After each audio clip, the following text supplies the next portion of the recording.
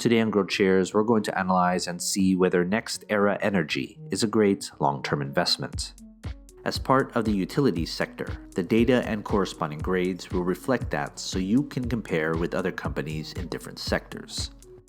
This analysis is divided into three factors: the business, the stock, and the price, with each weighted according to their importance. Each factor has a set of metrics which delve deeper into each factor. They are also weighted based on importance. Both the factors and metrics are given a grade from 1 at the low end to 100 at the high end, with 51 being considered average. Most companies I'll analyze in this channel will hover around that 51 average, since most companies are indeed average long-term investments. In order to be considered a great long-term investment, a company would need to receive a final grade of 81 or higher. When all three factors are added together, we'll get a company's final grade, which is also graded from 1 to 100. Keep in mind that this analysis is for those looking to invest for the long term. I'm a huge advocate of using data to determine an investment's viability, and wherever it leads, I'll follow. Please read the disclaimer and pause this video if needed. The business factor receives 45% of this company's overall analysis, by far the largest given allocation. Since I look at the viability of a company as a long-term investment, analyzing how it operates and generates positive cash flow is essential in determining whether to invest in it or not. There are 8 metrics that make up the business factor. These 4 metrics combine for 45%, and they tell us how bright of a future the company has. These 3 metrics combine for 35%, and they tell us how well the company is doing today. And market dominance at 20% tells us how well the company is doing against competitors and potential rivals. If you want to know more about each metric, I have made a video detailing every metric, link in the description below. Here are the grades for each business metric.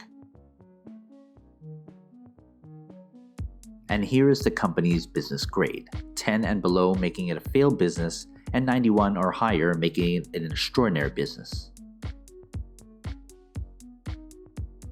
The stock factor receives 35% of this company's overall analysis, the second most allocated factor. Has the company's stock performed well enough to invest in?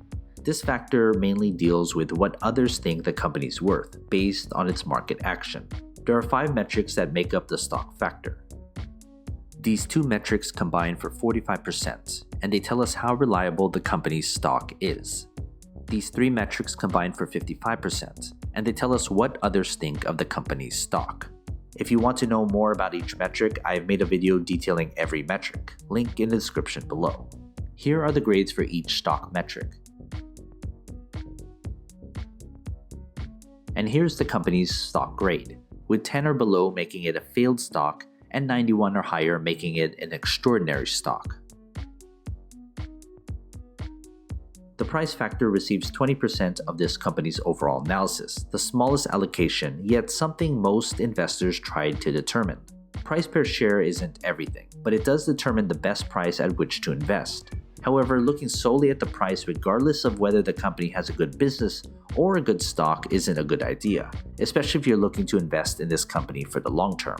The only metric that makes up the price factor is the company's intrinsic value, otherwise known as its fair value price per share. Here's the company's intrinsic value and its price grade, with 10 or below making it expensive, 51 making it fairly valued, and 91 or higher making it a bargain.